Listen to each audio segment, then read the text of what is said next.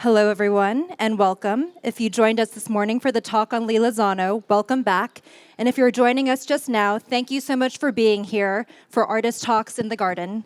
I am Beatrice Shen, the Senior Director at Hauser Wirth, Los Angeles, and we are so honored to have British artist Flora Yukhnovich with us here today to celebrate her first ever exhibition with Hauser Wirth entitled Bacchanalia.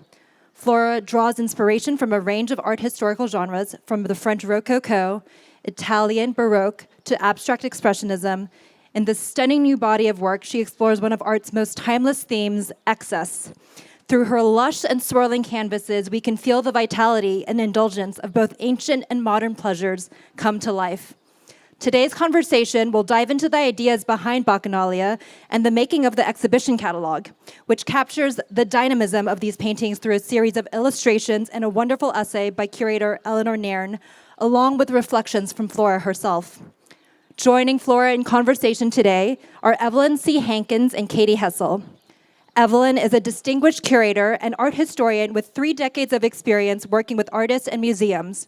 From 2008 to 2025, she served as the head curator at the Hirshhorn Museum and Sculpture Garden in DC, where she organized some of the most memorable exhibitions, including Marcel Duchamp from the Living Collection, Mark Bradford's Picket Charge, and Pat Steer's Color Wheel, among many others.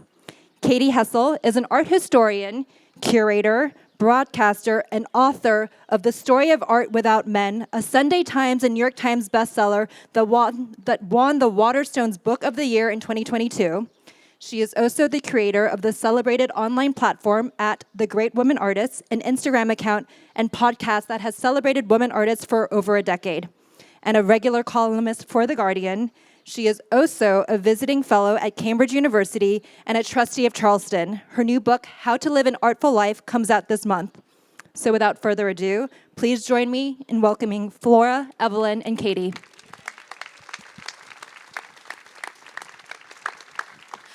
Hello, everyone. It is so wonderful to see you all here on this beautiful day in Los Angeles, and thank you so much, Flora, for being here.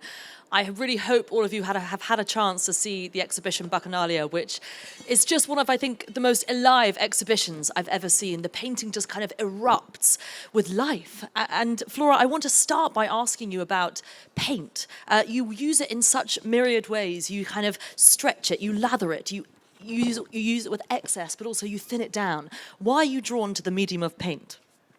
I think for exactly that reason, like it can do anything. And it's hard to say. Like, I literally started using it when I was a teenager, and I just loved it. I loved the feeling of it. I loved making things that looked like things that I recognized. And then as I started using oil paint, I loved that the material itself could talk about more than just what I was painting and this kind of like surface texture of it. And I don't know, it's difficult. So I always find it compelling and exciting to work with because it just has a mind of its own. Totally. I mean, I always think when I look at your paintings, they're like exhibitions in themselves. You know, you can revisit paintings and constantly be finding new elements of them. But they're also steeped in historical references. I mean, why are you interested in looking to history? Yeah, I mean, so I painted for a while and I painted portraits and I was trying to work out what to do with it.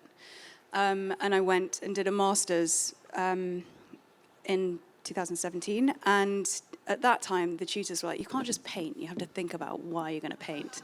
And so I was thinking about, the material, what are the limitations, what are the positive aspects of the material?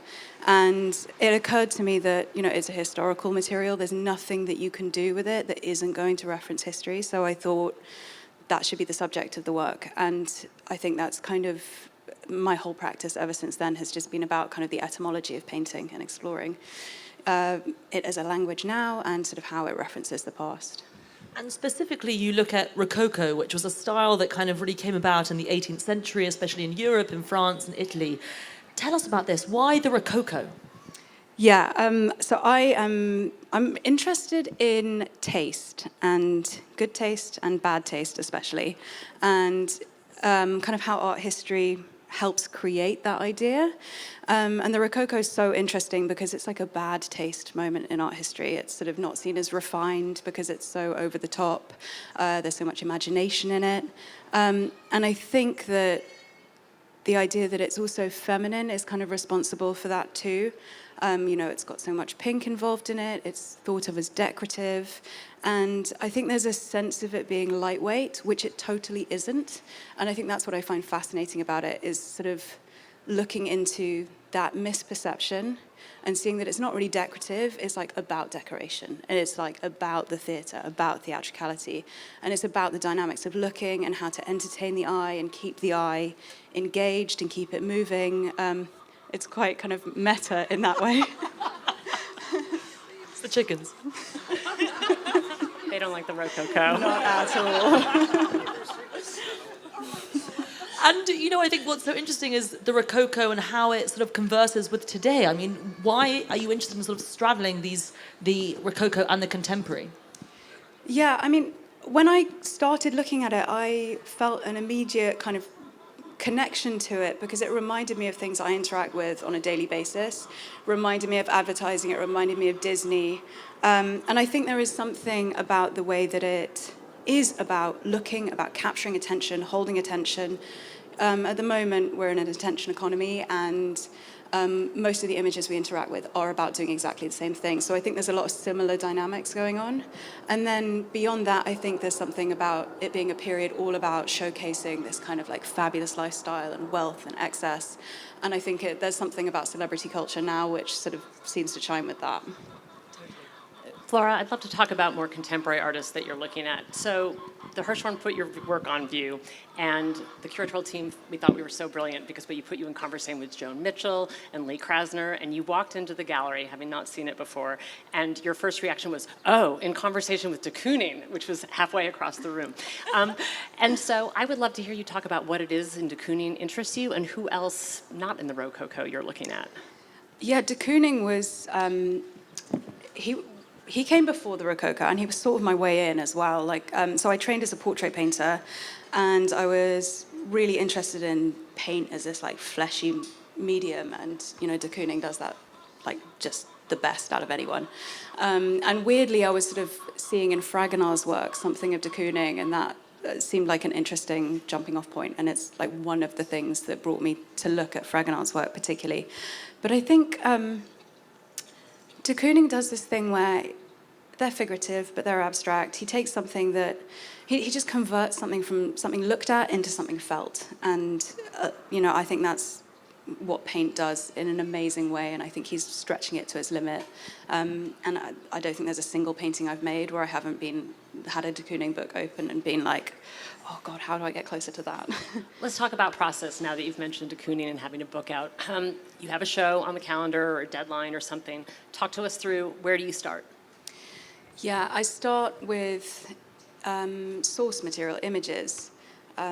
It's usually that I've seen something that reminds me of something else, and they're from totally different genres, totally different periods. And I don't know, I find that to be exciting and kind of tickles my imagination. And I guess I'll just collect a lot of stuff, sort of like a free association thing. I think about that relationship and try and flesh it out with as much material as I can find from films and magazines and things like that. And then I have like a crazy mood board, and I'm just trying to find the red thread that runs through them. And it's that relationship between the material, between the images, that I want to make the paintings about. It's like the spaces in between, the bits that are difficult to articulate about how you feel when you bring two images together.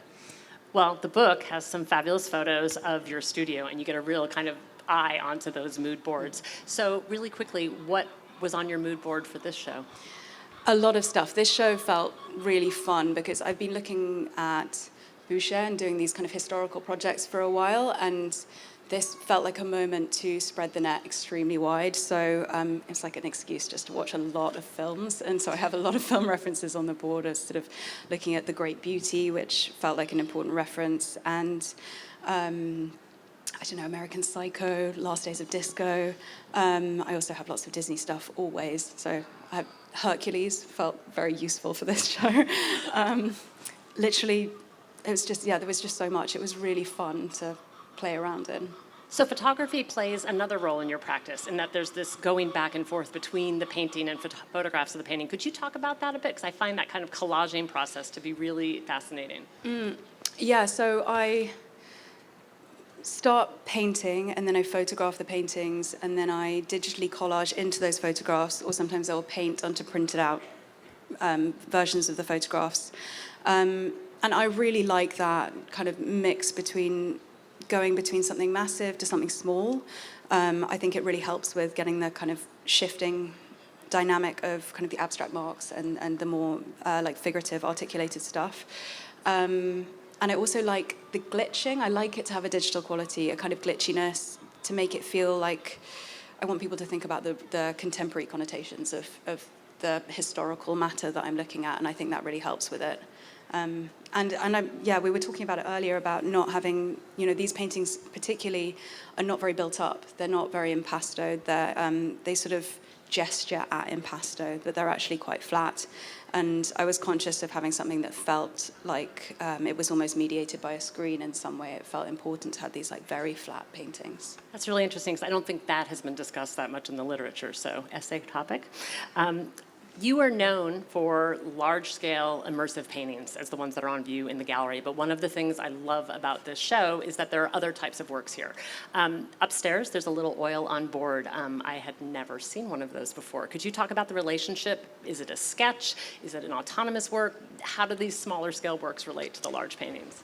I often make small-scale works as a way of like just training myself, getting used to the imagery, learning the colors, or trying to work out if it's going to work for a bigger painting. But these oil on boards were different to that. I made them at the end, and it was more like thinking about the references that didn't make it into the paintings or aren't visible anymore in the paintings, because I lose so much as I'm layering things, and I wanted to bring them back in a way. And it was sort of to be in dialogue with the flatness of the other paintings, to make something. I like the boards because the paint really sits on the top, and to make something that was a bit more juicy and a bit more of a kind of object that you could think about just kind of like taking off the wall, as opposed to kind of the experiential paintings. And what about the drawings? These are new for you, I understand. These are in the smaller gallery on the first floor. They are these beautiful kind of brown printer's inks drawings on Yupo, which I had never heard of before. And what I love about the use of brown is it resonates with like 19th century photography practices or old master drawings. Could you talk about how those kind of came about and how you see those relating to the works in the show? Yeah, they were kind of an accident. I wanted to make some work on vellum, but I couldn't get hold of any vellum, or like it had very long shipping times. So I thought, I'm going to try on this synthetic vellum, and it felt nothing like what I imagine vellum feels like. It's very slick. The calligraphy ink just goes on, and you can wipe it off like indefinitely. And I thought there was something nice about the way it spreads and bleeds, and it looks like if you put heat on like a photographic film or something, it looks like that kind of glitching thing happening. And I liked that the process of working with it was working with this really wet, unruly material and trying to get it to do something. It felt kind of like a Bacchanalia in the process of making. But they happened at a point where I felt like I wanted to bring in more line and more drawing in the work. So it was about halfway through that I started drawing a bit more, and then I thought it would be interesting to sort of try and expand on that a bit. And it's interesting how much it changed the other paintings. I think you can see where the drawings happened, because the other ones are much more figurative or have much more line in them. So I think going forward, it's something I definitely want to kind of a dialogue I want to keep alive. I think that's so interesting, because one of the things about your paintings is I think you can almost, the color is something you can hide behind and luxuriate in. And when I saw those works on paper, I thought, oh, she's really a draftsman. She draws. And I had never kind of thought about that before. So they were a real revelation. And you just, as this exhibition is called Bacchanalia, it borrows the theme from the Roman god Bacchus, and it sort of honours his festival, which was this kind of drunken festivity that happened. Why were you drawn to exploring this particular theme? Well, I mean, Bacchanalia is interesting because it was. It really threatened Roman society because it kind of broke down the social structures. And there was a huge moral panic that follows, and the Senate bans these Bacchic rituals. And I like that idea of it being a complete frenzy in itself, and then a kind of moral panic, kind of opposing frenzy. And it felt like it was a really good vehicle to discuss the now with, which feels so heightened and so frenetic and difficult to keep up with. You know, like trend cycles are so fast, news cycles so fast. And I've just been feeling this overwhelming sense of confusion, just trying to keep abreast of everything. And you know, excess has been something that's interested me for a long time. It's a serious part of the Rococo, this sort of idea of too much of a good thing. And I thought it was like a nice moment to think about that in a more kind of comprehensive way for this show. And I guess the show starts with Bacchanalia and then it moves through different periods of history that seem to have the same kind of energy. So like the dancing manias in the Middle Ages in Italy, and then I'm looking at the kind of extreme wealth and the fetishized surfaces of the Dutch still life, then the Rococo period, and then spectacle in cinema and advertising. And I think it's about that kind of very heightened, specific kind of beauty that you know is about to go because it's too intense to hold on to. Like, it's like a bubble about to burst.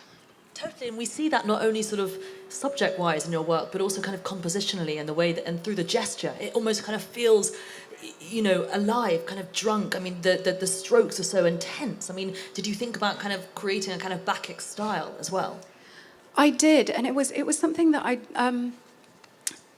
I struggled a bit with it at the beginning because I immediately thought, oh, Bacchanalia, I'm going to make these paintings that are going to be about the body, and they're going to be very impasto, and they're going to be about, you know, human beings and about blood and guts and all those things.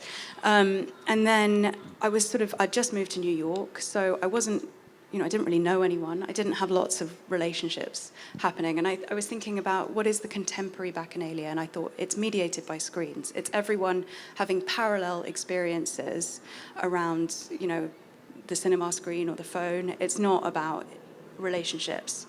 So I wanted to make something that had that kind of frenzy to it, but also had a kind of removed or kind of distance at the same time, like you're watching something unfold, not something that kind of implicates you in it, if that makes sense. So this is your first show in LA, which I learned the other day. You've only been here for like 4 days when you started this body of work. So it's really about your kind of image of LA, which I think tracks appropriately, given the way LA lives in all of our minds. Could you talk a little bit about this show and how the paintings might be anchored to or related to LA, whether it's cinema, Disney, which you mentioned earlier, or for me, I always think about the light in the landscape, and there's a different kind of light in these paintings than there were in some of your previous ones. Well, I would say the light probably came from the fact that I just moved to New York. So I think that shift is there. I was thinking about LA the whole time while making these works, but obviously it's a complete like mirage of what LA is. It's what I imagined it was growing up in London, watching Keeping Up with the Kardashians and like... So it's a very specific and probably not all that true version of LA. And cinema felt really important. I tried to copy cinematic ratios for cinema screens in the work, and I wanted it to have that kind of cinematic full wraparound kind of effect. And I looked a lot at cinematic imagery and that idea of something that kind of transports you somewhere else in the way that cinema does. Let's talk about the specific context of the Hauser Gallery. So you had a show at the Frick, which we'll talk about in a little while. You had a show at the Wallace Collection, and those were not only in conversation with historical artists, but they were in historical buildings, like deeply period rooms. Could you talk about how you kind of approached the show, knowing it was going to be in a much larger white-walled gallery space? Yeah, it's such a different thing. When I'm making work for an old setting like the Frick or the Wallace. And I mean, with those two projects, they were both looking at a historic artist as well. Everything about it is like pulling the work back into history. And so for me, the whole job is trying to get something that pulls it back into the present. Whereas those demands are just not on this work because there's already like a dialogue set up with the contemporary gallery space. There's also something very helpful about the fact that I think contemporary gallery spaces speak to kind of modernist values, and there's a sense of like restraint in the architecture and things like that. So the moment you put kind of over the top kind of Bacchic or Rococo-esque painting in that space, I think it already does a lot of work and there's already a juxtaposition at play. So for me, it was literally about leaning into that and trying to spread the net as wide as possible to, have as many references as possible, trying to get that time period as wide open as I could. Great, thanks. And I would love to talk about specific works in the exhibition. I mean, it's so interesting, first of all, that you say, you work with a sort of cinematic format, because when you do kind of enter into these paintings, it is like they're kind of moving or erupting in front of us, especially one particular work called Party in the USA, which is actually based on a very famous kind of Columbia Pictures, kind of the beginning of the inception of the film. I mean, can you talk a bit about Party in the USA?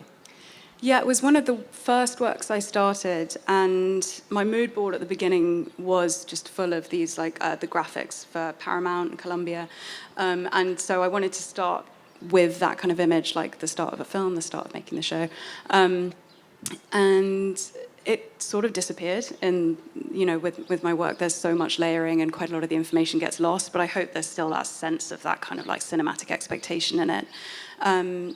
So I began with that, and then I started looking at other film references. I love finding references that are referencing something else. And I found this film, Goldwyn's Follies, which seemed to really resonate with the idea of Bacchanalia. It was this huge film that flopped spectacularly, and it was sort of made up of vignettes of small ballets and small operas with lots of famous people. And Disney parodied it in the kind of dancing animals bit in Fantasia.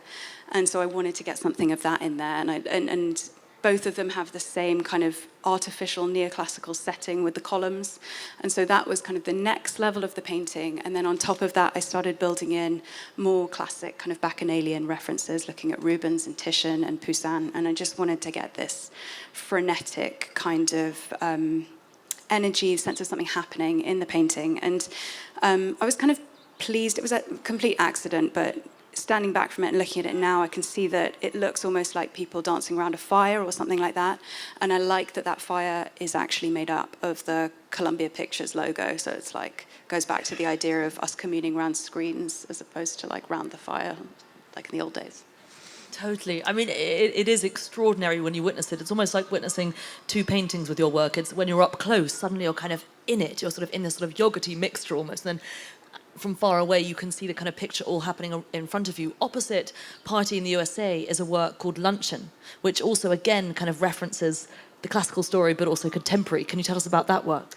Yeah, that painting started with it's the Flora by Gucci campaign with Miley Cyrus in it, and it's a photo of her leaning up against the Hollywood sign, and there's flowers all around her. And this really spoke to me because I'm called Flora, and everyone gives me that perfume endlessly for Christmas and birthday. And it kind of goes back to that idea of too much of a good thing because I can't smell it anymore. It's dreadful. And I had that picture up on my wall, and I also had the Roses of Heliogabalus by Lawrence Alma-Tademar. And the story in that painting is that this young emperor drowns his guests with petals that were sort of falling down over them during a banquet. And they both spoke to this sense of this suffocating smell of roses and too much of a good thing. And so I wanted to echo that in the painting and just make this incredibly full painting, not stop layering, keep adding bits. And that's what the work was about. It was really about sort of not thinking about Bacchanalia in terms of dance and too much release, but just too much pleasure, too much smell, I guess. Is that why also it's called Luncheon? Yes. It's really about kind of the idea of appetite and the idea that we always try and dress up eating. Eating is such a big part of my work, as sort of paint feels kind of foodie to me, and the idea of excess and binging feels important, and seduction.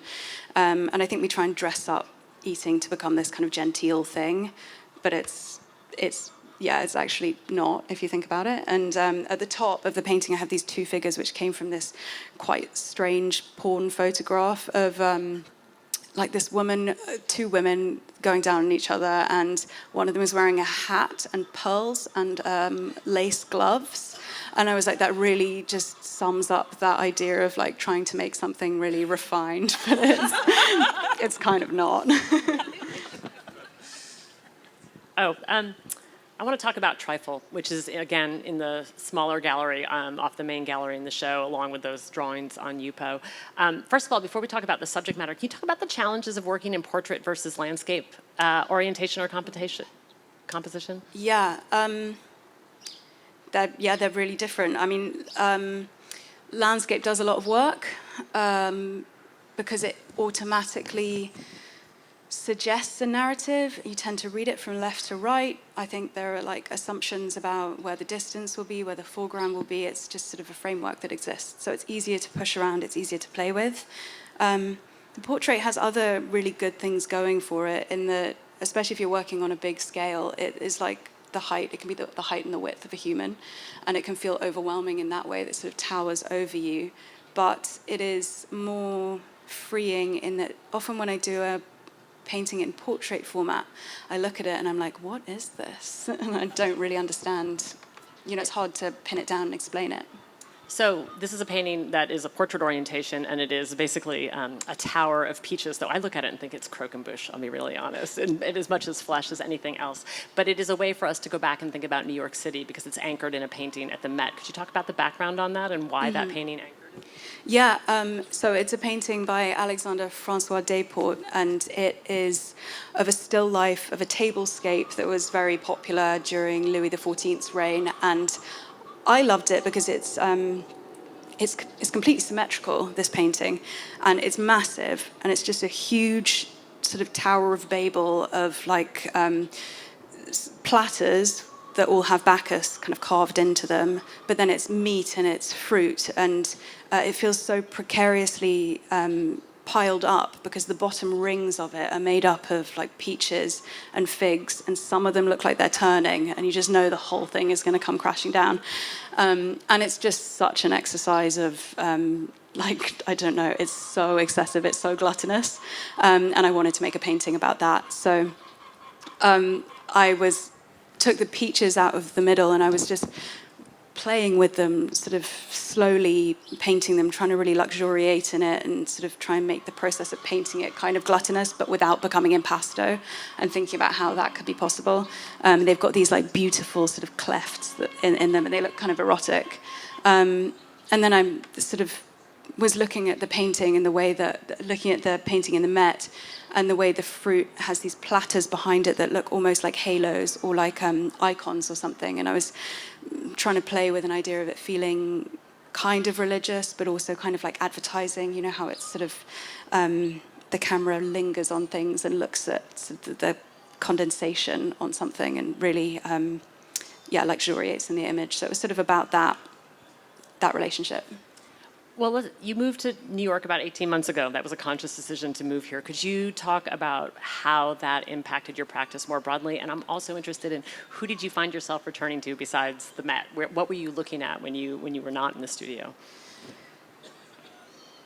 It was interesting because I just found that a lot of the stuff that I'd been looking at before, a lot of the historical and European references, they were all still there, and it was still what I would gravitate towards while I'm in New York. But somehow it felt less heavy and it loomed less large, and I felt more capable of hearing my own voice. And I suppose it's felt like a time to metabolize those references. And were there any contemporary people you were looking at? I kept on thinking, was she at MoMA the whole time, or who were you looking at? I mean, a bit, but I thought I'd be at MoMA the whole time. That was sort of, I was going to move here to look at Joan Mitchell and understand that work once and for all. But I actually was at the Met the whole time, honestly. That's great. I mean, it's so interesting, you know, having followed your work for such a long time as well. And actually, I think I do see this kind of more expressive gesture in your work. So I do think there's like a kind of grit of New York in it as well. But I'd love to talk to you a bit about your exhibition, which is currently on view in New York City at the Frick. This is really quite extraordinary. It's not just a sort of series of paintings. You've actually kind of almost taken over the cabinet room. Can you tell us about your exhibition at the Frick? Mm-hmm. So it's part of an ongoing series that they're doing that are called diptychs, and they invite artists and writers to come and look at a work in the collection and respond to it. And I went to see the collection for the first time when it was Frick Madison, so it was actually in the Brutalist building, and it was amazing to see all of those works. But I was really drawn to Boucher's Four Seasons because they they have this like funny shape to them. Originally, they were designed to be set above doors. And I've been looking at Boucher a lot before and sort of looking at his work with the theatre and this idea of escapism. And I thought of these paintings set above doors were kind of like escapist portals, because you'd walk through the door and you'd look up at these paintings. And that's kind of what the show became about, like how to create a portal and how to sort of create this artificial space that you can kind of step into. It was about escapism and yeah. And what's extraordinary about the space is that you've almost created these kind of murals as well. We step into the kind of land of Flora Yukhnovich in a way here. How did you kind of want your visitor to feel? I mean, and also, what is the medium that you actually use to create this room? Because it's almost like wallpaper. Yes. So that's what I wanted to make something that felt like a wallpaper, but also felt like you were stepping into a painting. And I painted them in my studio, just on like a mural cloth, and then they were installed in the room, and sort of the doorways were cut in and things. So it sort of looks quite seamless. It looks like it's part of the architecture, which was what we were going for. Yeah, sorry, what was your question? Well, just it's so interesting the way that you've kind of dressed it up. Even the kind of there's sort of ribbons on the wallpaper. What atmosphere have you wanted to create in this room? Yeah, the ribbons that was really a technical thing, just to make it possible to actually adhere the work to the walls. But they do so much work because they add a layer in front of it and they help it sit back. And the atmosphere I wanted to create was I wanted it to feel historic, but also like strangely not, to kind of confuse you a little bit, like, oh, where am I? And I wanted it to feel sort of like endlessly scrolling on your phone or something like that, or looking at a wallpaper, and to feel a kind of frustration that there's this beautiful place, you can't really get to it, you're kind of indoors, but the idea of escapism, like, what is it really? You're dreaming yourself into somewhere else, but you're actually confined. And that was kind of what I wanted to explore with those works. I think what's amazing about your work is also you get me to see the modern in the historic as well. Whenever I see, I'll go and see your work at the Frick, and then I'll go look at a Boucher and suddenly see it in a completely different way. I mean, it's really extraordinary the way that you do make us look at history in a different light. No. Speaking of the Frick, I was late in seeing it. I was just in New York over the weekend, and I saw it on Sunday, and it was mobbed, I'll just say that. But what I was struck by, especially in comparison to the show here, and we were talking about this earlier, it's this tiny little space, and it's the Four Seasons, and so there's like this bench in the middle, and it's jam-packed because it's Sunday afternoon in New York. But even if it had been empty, I could not step away from it. It's like this refusal to resolve, because with these paintings, as you walk away from them, you're almost forced to engage with subject matter, but as you get closer, it's more about the material and the painting and the process. So could you talk about if you were thinking about that, or when you were painting the show, was the intimacy of the space?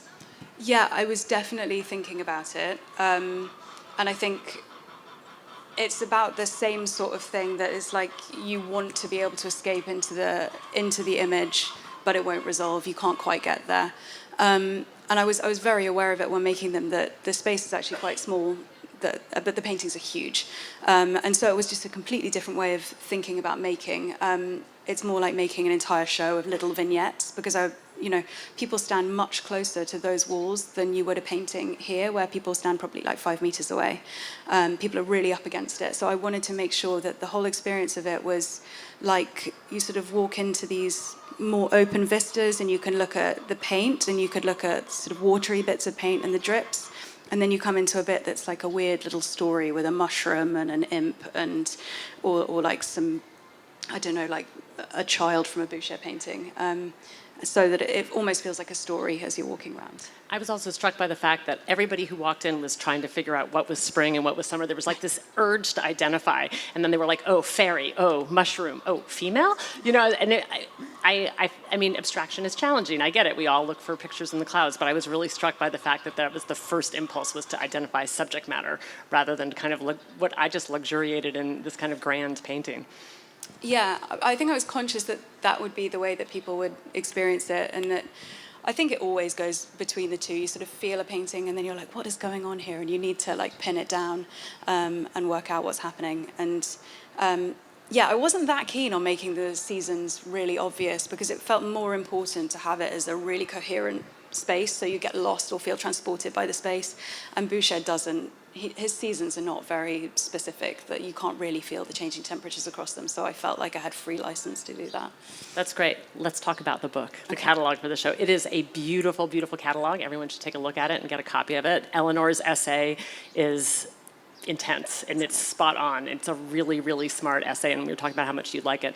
I also found the quotes by you really helpful, insightful, things I hadn't seen elsewhere.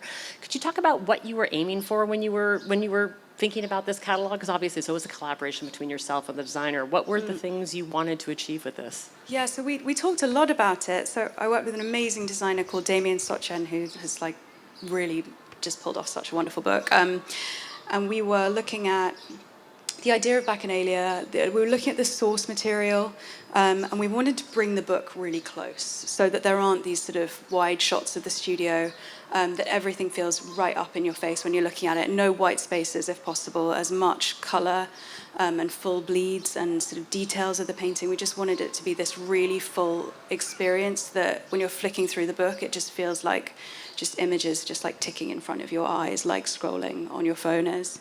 And I think he did an amazing job, yeah. What about the choice of vellum for Eleanor's essay?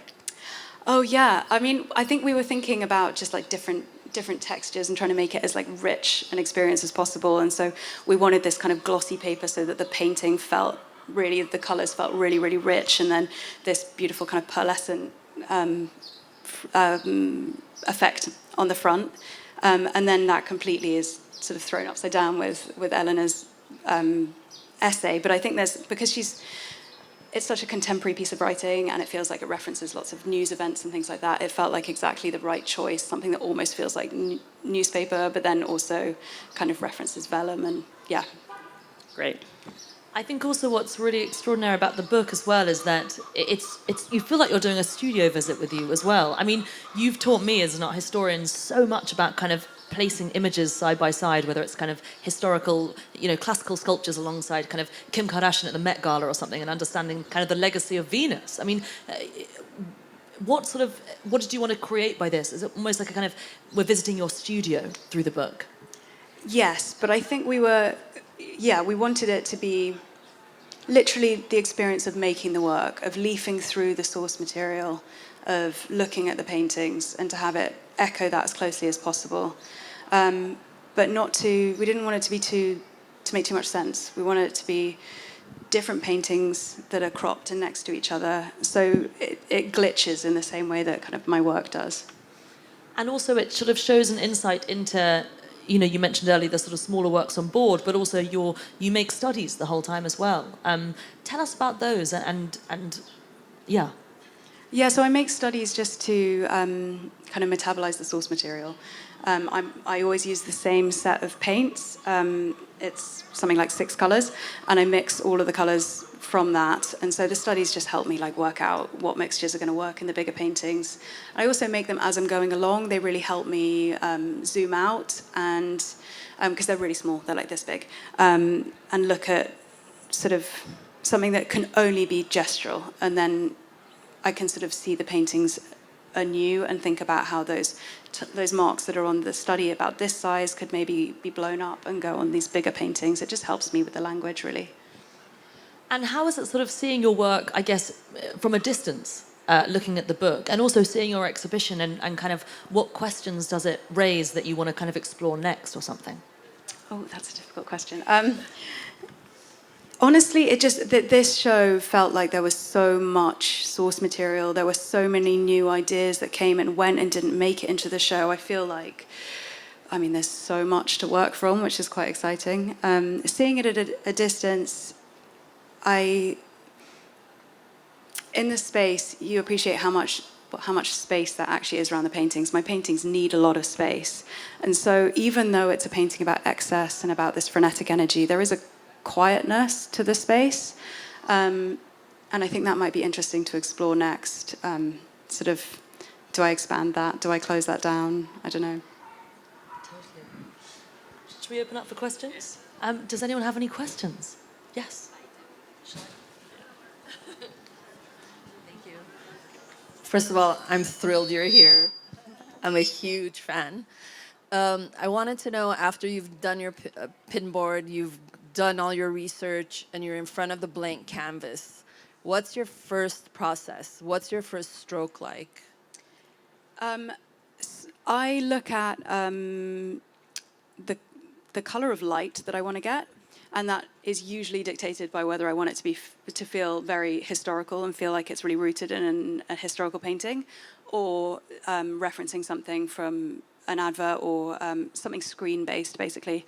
And from there, I'll put a yellow base down to reference history, or a violet base to try and capture some of the blue backlight of a screen. And then I don't know after that. It's really hard to say. Just like, I love the first few days when the canvas is like really empty, possibilities are endless. It's just my favorite time of painting. So I try not to make it too formulaic. It feels just alive and exciting at that point. And do you ever get imposter syndrome? Yes.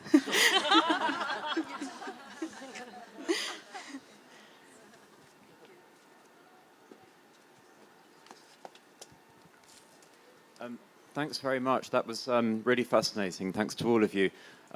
Flora, I was particularly interested in what you were saying earlier about the Rococo and the way it still suffers from this reputation for sort of frivolousness. And I wanted to sort of just ask you why you think that is, and also its feminine aspect, which I agree with. I think even though most of those painters are or were men, when so much work has now been done by Katy and others to reclaim the feminine or feminine styles and sensibilities or reaffirm their importance, why it is that that style, the Rococo particularly, still has this reputation. And do you think it's to do with that historic moment particularly, that sort of pre-revolution moment of sort of excess and decadence and whatever, or is there some wider distrust of the decorative, some sort of modernist distrust even now? Yes, I think there's definitely a wider mistrust, and I think an assumption that things that are difficult are serious and that things that please are empty, which I think is totally wrong. I think that the legacy of the Rococo kind of ends up, I think Disney is so like fundamental in shaping the legacy of the Rococo, and I think, I think that doesn't help, even though I love it. And then I think, to your point about how people are working very hard to reclaim women artists and things, I think the fact that it is painted by men, I don't think we're necessarily there yet at completely understanding the gendering of aesthetics that is totally removed from the gender of the artist and how that affects the kind of the hierarchies at play. Any more questions? I think we have one more in the back.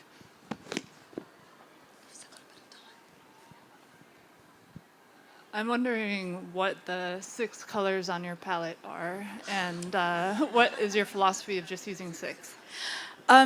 It's really just that I trained as a portrait painter, and when I learned to do that, we were given sort of several different techniques, and this was one of the palettes that felt good, and I kind of never changed it. So I just use a transparent and an opaque version of blue, red, and yellow, and then and white. The same with white, and yeah, I would like to start introducing different colors, but it's like I don't know.